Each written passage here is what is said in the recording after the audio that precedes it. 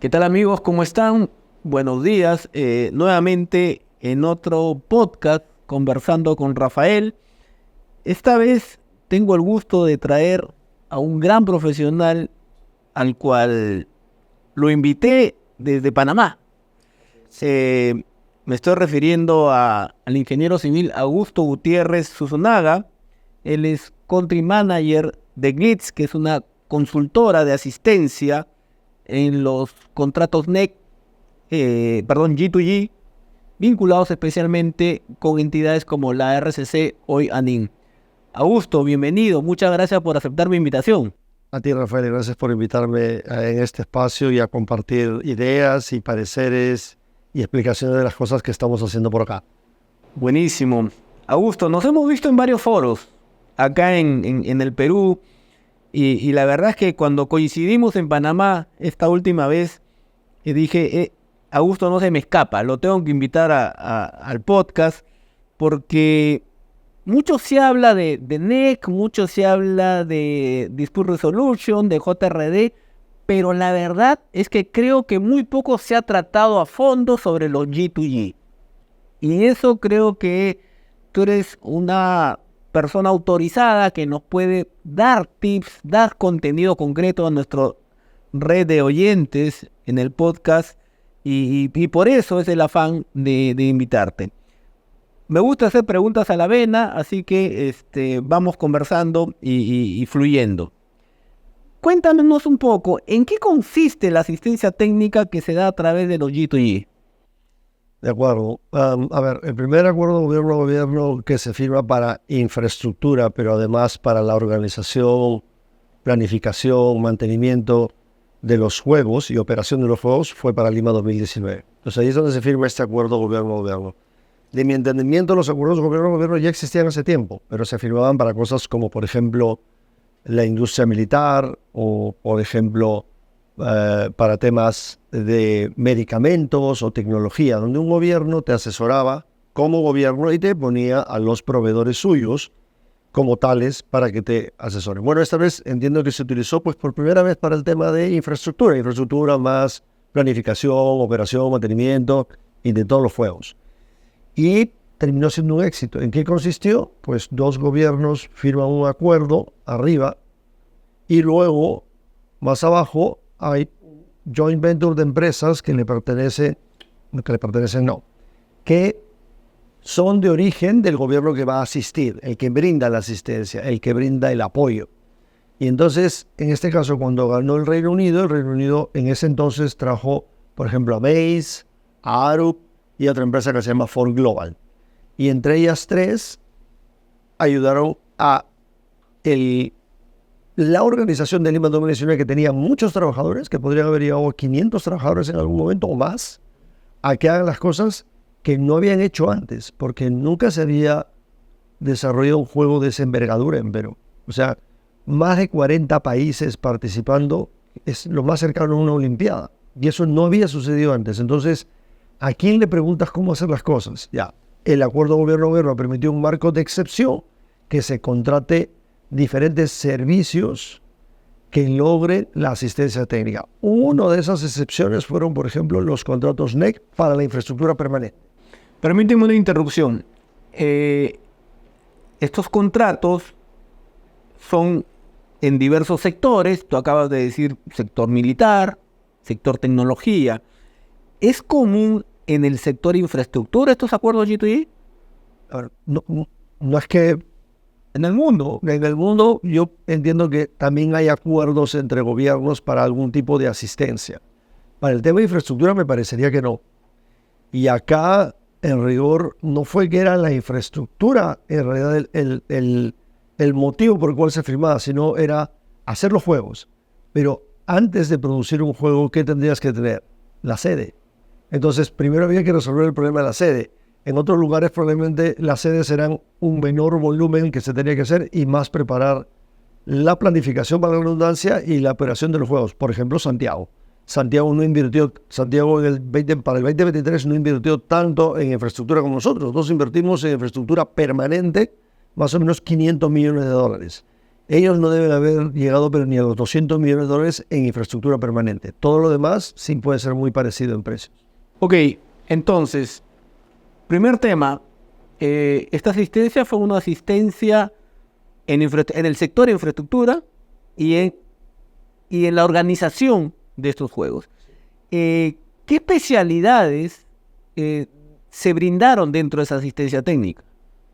Ya, por ejemplo, eso ya nos permitiría ir incluso a los otros programas que han tenido esta asistencia técnica. Una vez que se decide, por ejemplo, hacer la infraestructura de los Panamericanos, o luego la de ARCC, o luego la de Escuela Bicentenario, lo primero es entender qué capacidades tiene el cliente y entender y explicarle, ok, qué riesgos quieres asumir para saber cómo puedo paquetizar los grupos de proyectos, por ejemplo en la RCC, los grupos de escuelas, los grupos de centros de salud y hospitales, los grupos de drenajes de ciudades, los grupos de ríos, el tratamiento de las cuencas, para saber cómo debían ser distribuidas y saber con cuánta gente había que afrontar todo. Pero perdóname, este G2G con el gobierno británico en particular empezó con la infraestructura deportiva de los Juegos Panamericanos, pero fue mucho más ambicioso y también se ha extendido a otras áreas. Claro, pero acordémonos de algo, los acuerdos del gobierno, el gobierno peruano los concursa. O sea, no es que como el gobierno británico ganó, digamos, el concurso para hacer esa asistencia técnica en Panamericanos, le dieron automáticamente a RCC y le dieron automáticamente a Escuela Bicentenario. No. En cada uno de ellos compitió. Por ejemplo... O sea, hay un acuerdo por cada sector. Totalmente separado, por cada programa, por cada portafolio de proyectos. Porque los Panamericanos no es pues un proyecto, no son 5 sedes, es toda una organización. ARCC son como 35 contratos NEC para 160 obras más o menos, en 160 lugares, ninguno al costado del otro. Y Escuela Bicentenario es para 75 escuelas, ninguna al lado de la otra, y tanto en Lima como en regiones. Entonces, en cada uno de ellos concursaron países. Por ejemplo, en el caso de la RCC, quedaron de finalistas los británicos y quedaron de finalistas los holandeses con los franceses, y ganaron los británicos. Y en Escuela Bicentenario también ganaron los británicos, no me acuerdo qué otro joint venture. Buenísimo. Ahora, dime, ¿cómo calzan los contratos NEC dentro de este ecosistema de los G2G? ¿Cómo nace? Cuando los Panamericanos, tenemos que volver a 2019, tenían solo 2 años para desarrollarse en diseño, construcción, operación, mantenimiento y todo más, no quedaba mucho tiempo. Entonces, cuando los británicos ganaron el acuerdo de gobierno, dijeron, bueno, vamos a la asistencia técnica, hay marcos de excepción, se va a utilizar cosas que la ley peruana no estaba preparada para eso. Por el acuerdo de gobierno en el fondo termina siendo un marco de excepción que le permite al gobierno que viene aplicar sus prácticas, pero en Perú, que no necesariamente están enmarcadas dentro de la ley. Entonces, una de esas era usar este tipo de contrato en una opción X, que será la opción F. Así se llama. La opción F, que permitía que el contratista pueda diseñar y construir y, como decimos en Perú, arrancar en una. O sea, inmediatamente. ¿Se tenía una idea del precio? No, solo una referencia. Entonces, ¿cómo cobraba el contratista? Un fee. Cada vez que él compraba con eficiencia, porque también no podía comprar cualquier cosa, cada vez que compraba el diseño, cada vez que compraba los materiales, cada vez que subcontrataba ejecución de obra, tenía que hacerlo con eficiencia. Entonces, la asistencia técnica en la infraestructura permanente, lo primero que hizo fue ordenar al cliente para saber que tenían que hacer 5 paquetes, 5 contratos NEC, cada contrato NEC de un cierto monto, cada contrato NEC de unas cuantas sedes, y hacerse con este contrato para iniciar ya. Y lo que se puso en ese contrato fueron incentivos, premios, también castigos, y la mayoría de contratistas salieron bien, no hubo, nadie terminó mal. Buenísimo. Vamos a ir al primer corte para seguir hablando estos detalles que son tan importantes en los contratos G2G y cómo calzan en los contratos NEC.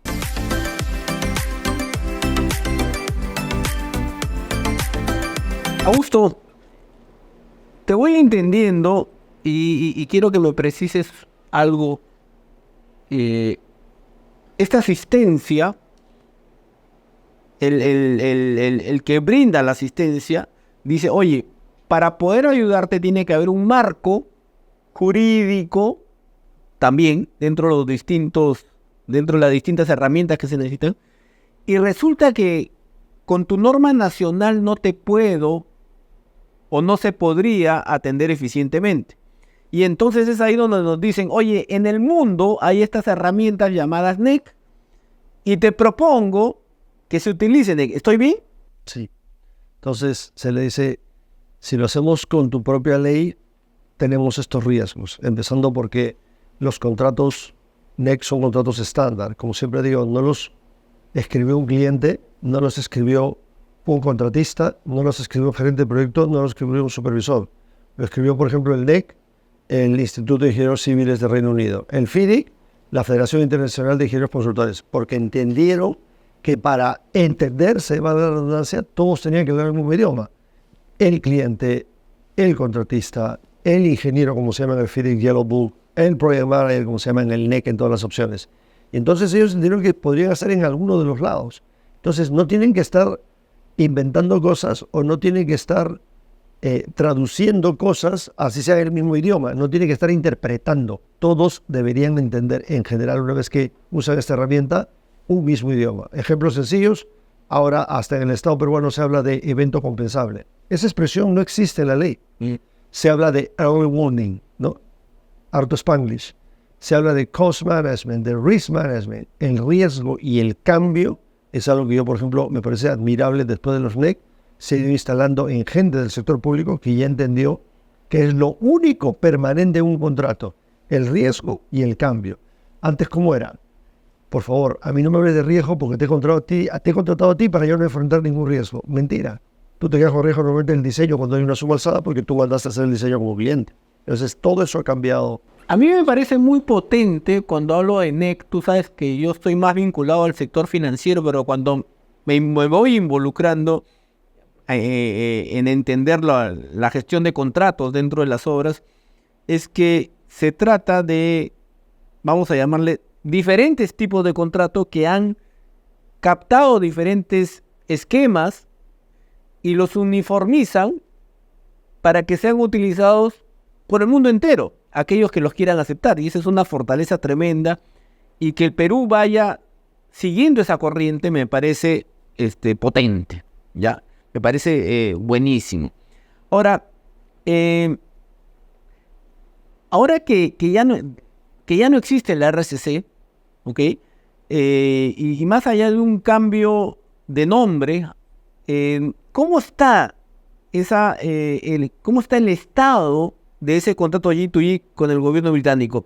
Digamos, te lo pregunto porque lo desconozco. O sea, seguimos en una vorágine muy dinámica de esa relación. Ya la relación está cerrándose, se vienen nuevas renovaciones, se vienen nuevos proyectos. ¿Qué piensas? Claro, la RCC es la Autoridad para la Reconstrucción con Cambios. Era una autoridad temporal. Tenía un encargo de una cantidad de proyectos, de ríos, de tratamiento de ríos y quebradas, drenajes de ciudades, hospitales y centros educativos. Entonces tenían un paquete. Ese paquete obviamente tenía que ser contratado de a pocos, ¿no? Porque no todo se puede contratar en un solo acto y se tienen que paquetizar y todo lo que expliqué en las primeras preguntas. Entonces, todo eso iba a durar años. De hecho, el tema de los ríos es lo que más dura, porque en los estudios preliminares de ríos no es lo mismo diseñar un hospital y una escuela que está en un terreno que buscar una solución a algo que es natural y que año a año podría cambiar en el cauce. O sea, quien creyó que eso iba a ser como hacer una topografía y hacer un diseño, no sé si no lo comunicaron bien, no sé si no lo saben, pero se equivocaron de cabo a rabo pensar que eso iba a ser como las escuelas o los hospitales, al año ya teníamos el diseño. No iba a pasar nunca. Entonces, todo esto ha sido pasado ahora a una autoridad que se supone que ya no es temporal, que es la Autoridad Nacional de Infraestructura. Se ha creado un ente. Importante votación, ya no es temporal. Así es. Entonces, ella ha absorbido todos los proyectos, pero eso ha sido por la decisión del gobierno, porque el RCC podría haber continuado y ANIN empezar a tener proyectos propios, nuevos, que no sean necesariamente los de RCC. Entonces, yo creo que ha sido una decisión política.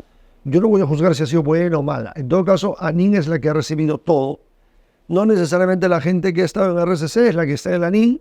Nuestra función al final como asistencia técnica es que cada vez que haya un grupo que vaya a ver estos proyectos, los asistamos para que ellos lo puedan manejar. Entonces, así como hemos asistido a todos los equipos del RCC que han ido cambiando con el tiempo, porque también es sabido que en el sector público hay mucho cambio, ahora hay bastante gente nueva en la NIN, a la cual se le está ayudando también a hacer todo lo que se hizo antiguamente en los otros 2 años anteriores o 3 años anteriores con la RCC, para nuevamente tener una gobernanza que pueda estar por encima de esos 160 obras, algunas ya terminadas, varias, y las que falten por ejecutarse, sobre todo la de los ríos. Dime, Augusto, tú que has estado desde el inicio en estos acuerdos G2G y del lado de la consultora, se entiende que uno de los principales atributos es la transferencia del conocimiento, ¿ok? Luego de varios años, ¿cuál es tu opinión? ¿Se ha transferido conocimiento? ¿Ya estamos en condiciones de mantener los estándares G2G sin asistencia técnica? Interesante pregunta. En Lima 2019, luego lo voy a contar desde mi punto de vista, en Lima 2019 yo no fui el consultor, yo fui el cliente, yo fui el asesorado, yo trabajé en Lima 2019. Luego pasé a RCC y a Escuela Bicentenario, donde yo estoy en el otro lado de la mesa, en un otro lado de la mesa, porque hay varios jugadores en esas mesas. Entonces yo como asesor, ahora atesoro todo lo que recibí en su momento en la escuela en Lima 2019, donde yo tenía un grupo de personas a las cuales siempre voltear y preguntarles, ¿y cómo haría esto? ¿Y cómo haces esto en este otro lugar? ¿Y cómo funciona el NEC en este caso? ¿Y cómo vamos a manejar el riesgo en este otro caso? ¿Y cómo lo haríamos con los subcontratos de esta manera? Entonces, siempre tuve asistencia técnica de las primeras empresas británicas que llegaron. ¿Funciona? Claro que sí. A ver, yo no creo que de los que estuvimos en Panamericanos, el 100% entendió todo. Eso es imposible y eso va más allá de los acuerdos gobierno-gobierno. Es simple, no todos aprenden a la misma velocidad, a no todos les incentiva y motiva a aprender una u otra cosa, así que hay un pequeño porcentaje que siempre se queda con el mayor conocimiento. La pregunta es, ¿cómo puedes elegir solo ese pequeño porcentaje siempre? No hay manera, lo que tú eliges es un equipo grande que afronte eso, por eso también en nuestros... Por eso en nuestros acuerdos gobierno-gobierno nosotros somos asistencia técnica. ¿Eso qué supone? El cliente tiene que entregar 300 personas, 400 personas, 500 personas, porque la idea es que lo hagan ellos. Y obviamente van a fallar una, y van a fallar dos, y van a fallar tres. Entonces, ¿para qué está el asesoramiento? Para justamente decirlo, tranquilo, reinducción. Volvemos a verlo. ¿Te acuerdas que vimos en el video anterior? Pero los videos y las diapositivas entran por un oído y se salen por el otro. Y entonces nosotros hablamos en el transferencia de conocimiento del famoso 70-20-10. El 10% son las maravillosas diapositivas que te pasan, las 30 horas de enseñarte el NEC, y de eso se te va a quedar entre el 5 y el 10%. El otro 20% es una situación como la que estamos viendo ahorita. Estamos tomando un vaso de agua, un café, estamos conversando y estamos hablando de un caso. Ahí se te queda el 20%. ¿Cuál es el otro 70%? Que tú lo hagas y que falles una, y que falles dos, y que falles tres. Y estaremos ahí juntos hasta que el fallo sea menor y menor y menor y tú aprendas. Yo sí creo que en algún momento se tiene que ir reduciendo esa asistencia técnica con estos equipos, pero ojo, no es que un ministerio recibe la asistencia técnica y el ministerio se queda con conocimiento, porque se va a quedar contra el 5 o el 10, porque la mayoría de esos funcionarios van a ver videos y van a ver slides, pero no van a hacer el trabajo. Y mi sentido común me dice que requiere seguimiento. ¿Y quién se queda en realidad con el conocimiento? Los equipos que estuvieron asignados a esos proyectos. Por eso para nosotros es súper importante que cuando hagan otros G2Es o fuera de G2Es que contraten una asistencia técnica, el cliente no piense, ha venido a hacérmelo por mí. Entonces no te vas a quedar con nada. Buenísimo, buenísimo. Nos vamos al segundo corte para continuar con Augusto en este interesante tema de los acuerdos G2G.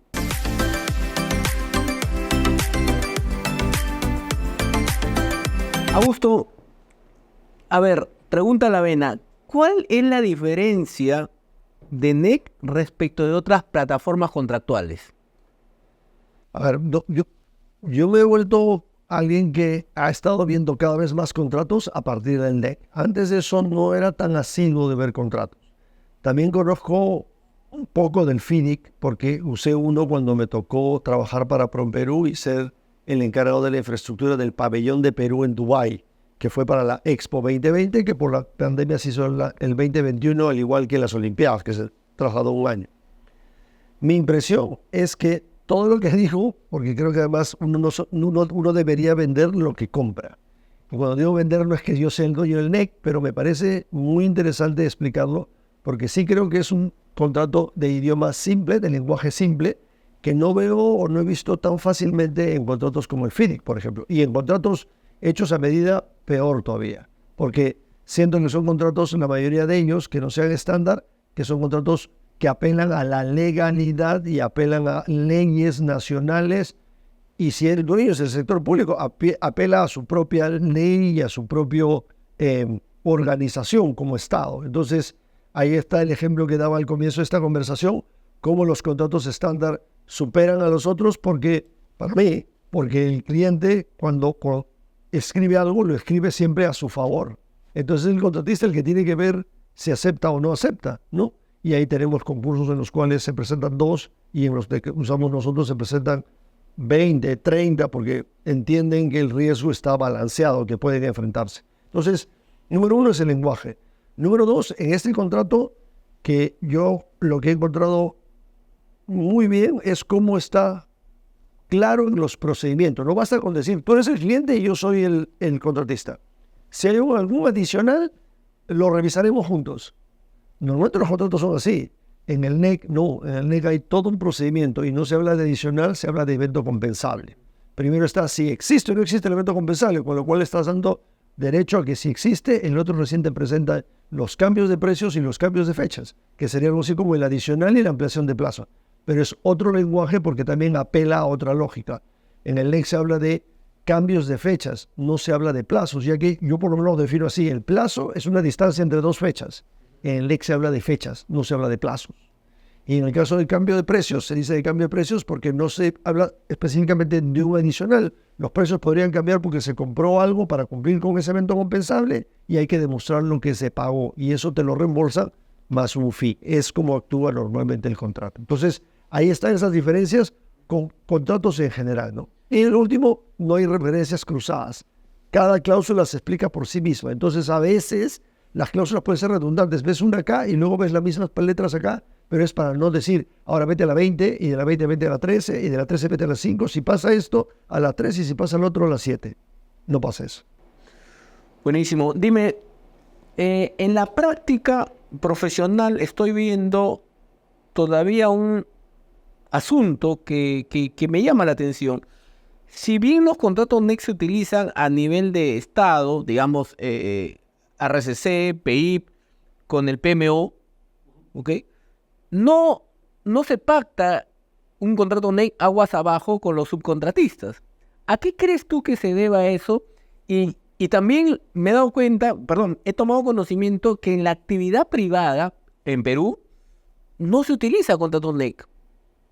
A ver, ya se utilizó uno para el Colegio Marca. En el Colegio Marca, es un privado, ya hizo una obra, su ampliación, con un contrato NEC del contratista. Pero no debes hacer uno de un millón. De acuerdo contigo.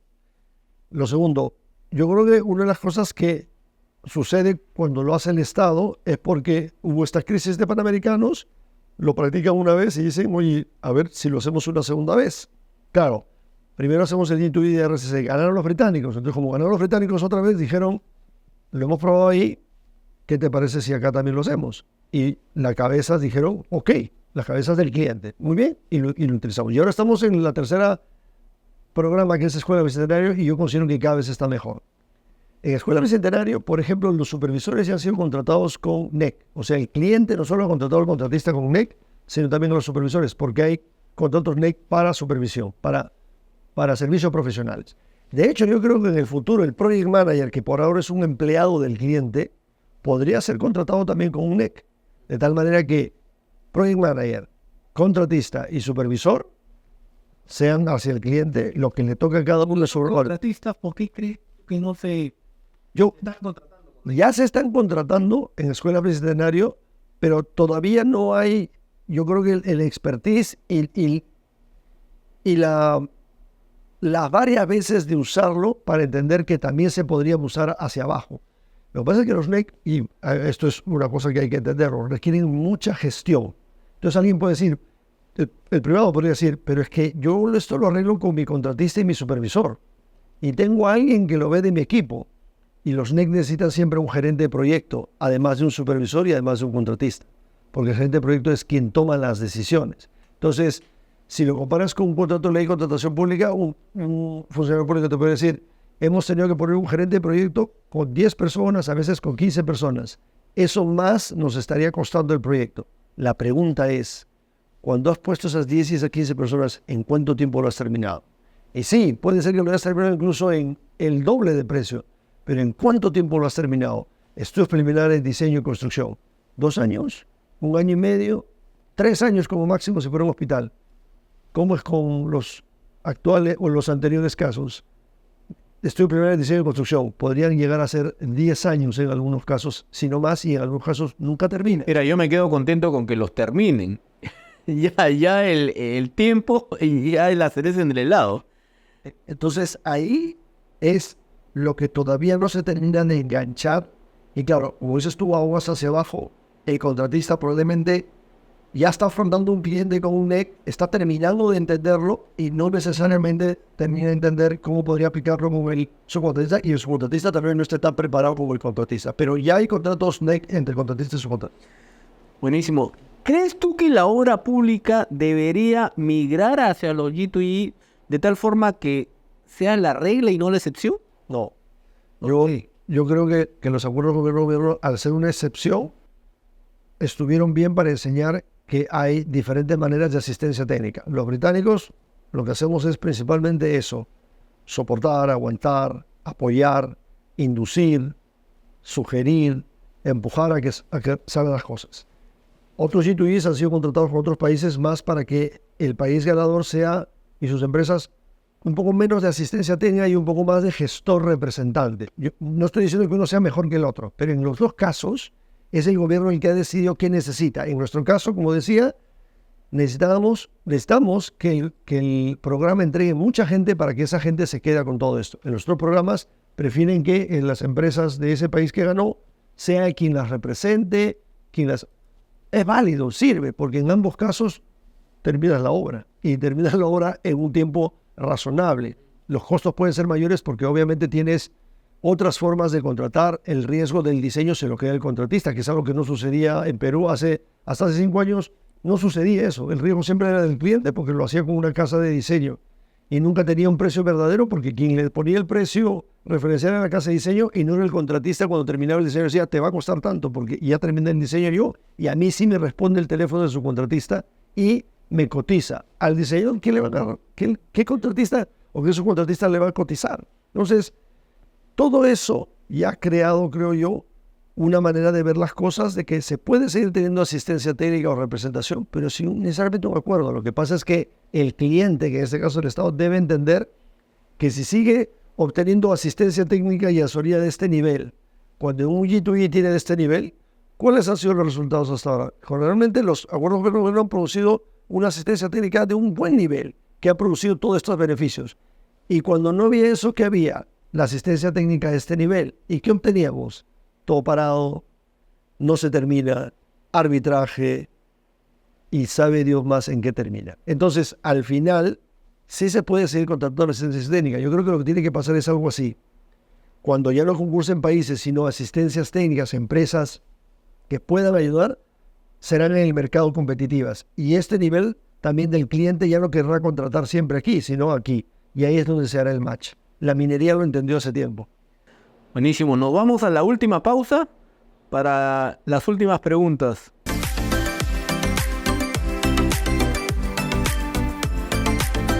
Augusto, veo que este tema de los G2E y NEC es ambicioso. Seguramente te voy a invitar a otra reunión, otra entrevista, y desde ya sé que puedo contar con tu apoyo. Dime, ¿a quiénes crees tú dentro del ecosistema de la inversión pública ha impactado positivamente los G2E? Principalmente a los equipos, por lo menos en el caso británico, a los equipos que entregaron los programas. A ver, un ejemplo soy yo. yo empecé en Lima 2019 y yo recibí la asistencia técnica. Luego me fui al proyecto de Dubái como consecuencia de que lo hicimos bien en Panamericanos. Me buscaron, me dijeron, oye, hemos sabido de ti, nos has recomendado que tú podrías ver este proyecto para lograr. Ese proyecto recibió hasta premios. ¿Okay?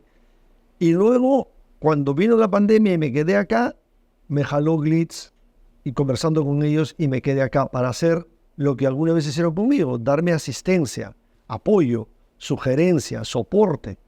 Entonces, la gente que está en estos programas que trabajan en el cliente son los primeros beneficiados. Son los que reciben información. Y alguien puede decir, ya por ese gusto, pero tú te beneficiaste porque tú estuviste del cliente y ahora estás de consultor. Sí, pero ¿estoy de consultor dónde? Acá. ¿Y para los proyectos de qué? Escuelas, hospitales, tratamiento de ríos, drenaje de ciudades. Y feliz de que siga siendo así.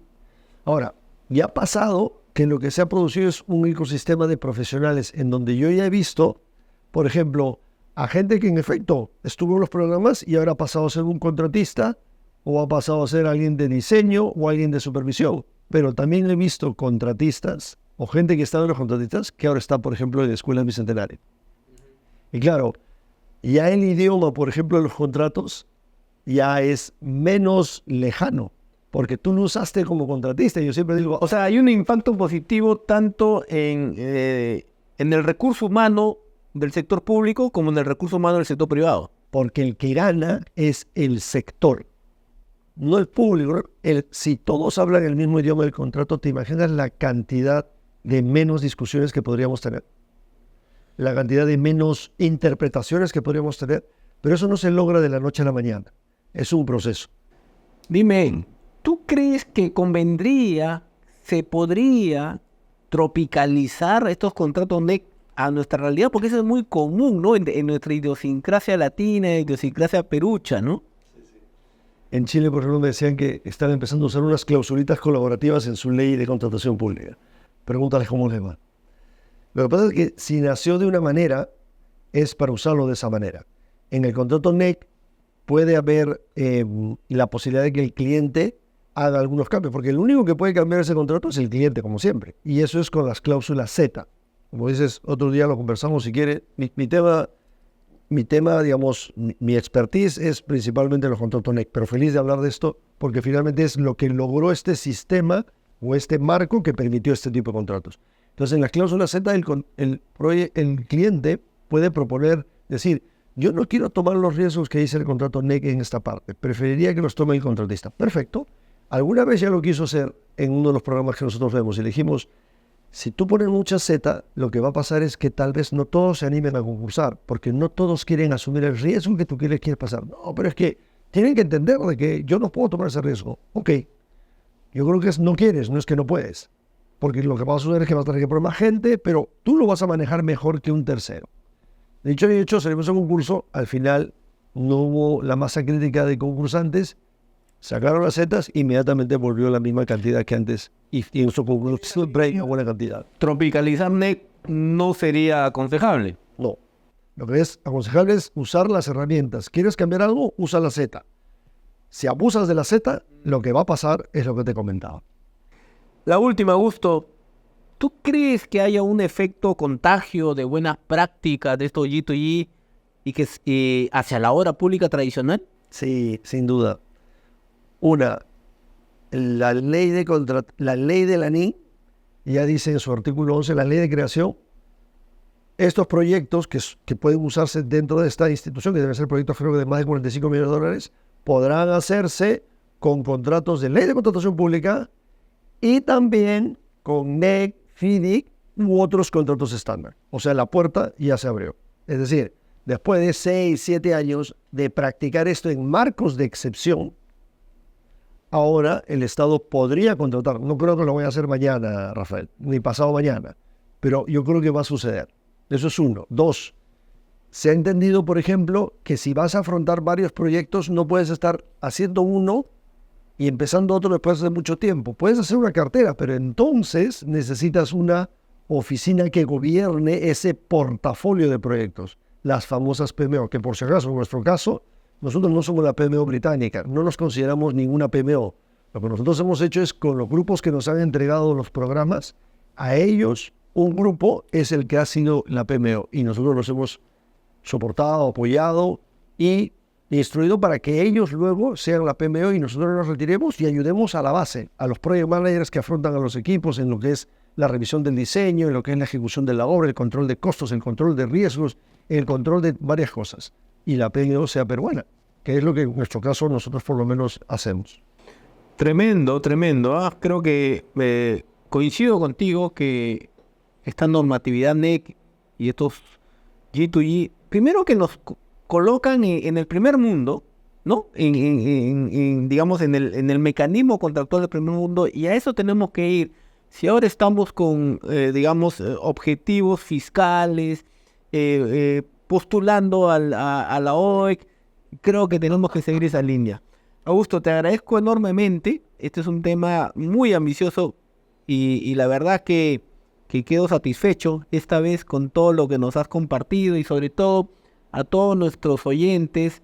Les digo que con Augusto Gutiérrez, que con quien hemos tenido el gusto de partir, esta vez vamos a tener una segunda y quizás hasta tercera entrevista, Augusto. Y bueno, me despido, dejo las cámaras para que te despidas y también para que nos puedan nuestros oyentes saber cómo ubicarte, dónde estás y de esa forma también tú seguir compartiendo tus conocimientos. Bueno, yo soy el country manager de Glitz, es una empresa británica que forma parte de los joint venture, que somos la asistencia técnica de los programas que, por lo menos con Glitz, desde Autoridad por la Disposición con Cambio, que ahora es ANIN, y luego Escuela Bicentenario. Nos pueden ubicar en las redes sociales, somos Glitz, GLEEDS.com. En LinkedIn también pueden buscar mi perfil, yo estoy enlazado permanentemente con el tema de Glitz y encantados de conversar de estos temas. Y gracias nuevamente, Rafael, porque creo que si hay exposición de estos temas, el sistema en general se eleva. Tú has dicho algo que yo recibí en Chile como un halago. Ustedes están haciendo algo que ni siquiera acá podemos lograr entre nosotros, ponernos de acuerdo para llegar a ese nivel con el que están manejando los proyectos. Buenísimo, Augusto. Y a todos nuestros oyentes, les decimos que no se olviden de visitar nuestro canal en YouTube, www.AIT Capital, y seguirnos en todas nuestras redes sociales. Hasta una próxima oportunidad.